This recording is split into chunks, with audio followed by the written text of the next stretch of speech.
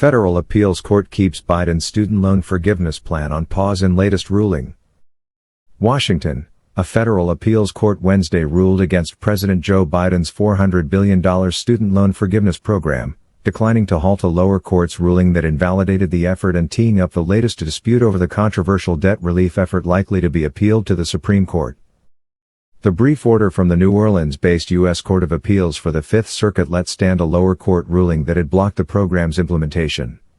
In response to a barrage of lawsuits, the Biden administration had already extended a pause on student loan payments until as late as June 30, 2023. The lawsuit was filed by the conservative-leaning Job Creators Network Foundation, which describes itself as a nonpartisan organization founded by entrepreneurs who believe the best defense against bad government policies is a well-informed public. U.S. District Judge Mark Pittman ruled November 10 that the debt relief effort violated the law and he blocked its implementation nationwide. The decision is almost certain to be appealed to the Supreme Court, which is already considering a ruling from the St. Louis-based U.S. Court of Appeals for the Eighth Circuit that blocked implementation of the loan forgiveness program. In its request to the Fifth Circuit this month, the Biden administration had already indicated it would likely seek relief from the Supreme Court in this case if this court declines to stay the district court's judgment. The High Court may decide to combine the two cases. Biden created the debt relief plan under the HEROES Act, which was passed after 9/11 sparked an American-led military campaign against terrorism.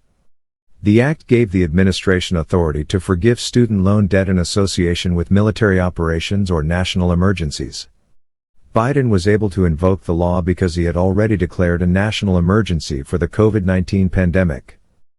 Under the president's plan, borrowers would be eligible for up to $10,000 or $20,000 in debt relief, depending on their income and whether they received a Pell Grant in college.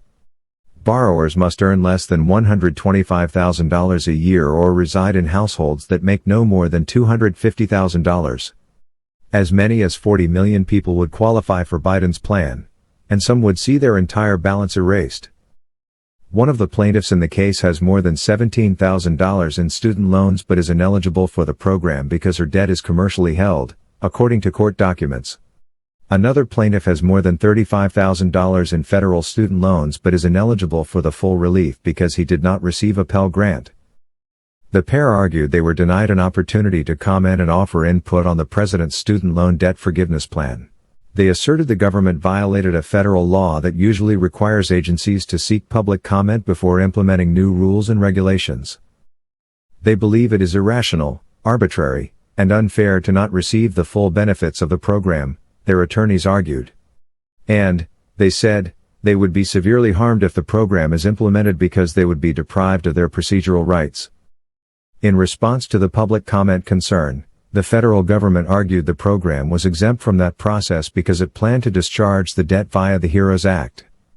The administration added that the lower court's order invalidating the program did not provide either plaintiff a greater opportunity to comment on the debt relief program and that one of them loses $10,000 of loan forgiveness as a result.